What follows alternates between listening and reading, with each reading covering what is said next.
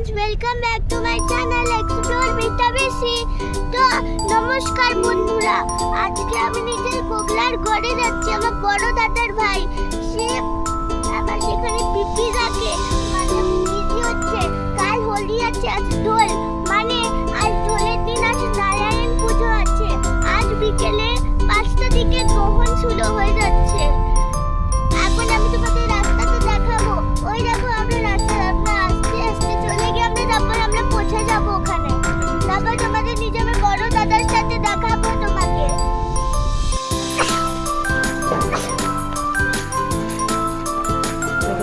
আমি যে বাইরের ঘরে পৌঁছে গেছি ফ্ল্যাটটা, তারপর আমরা ফ্ল্যাটটা এবারে আমি এবার এন্ট্রি করবো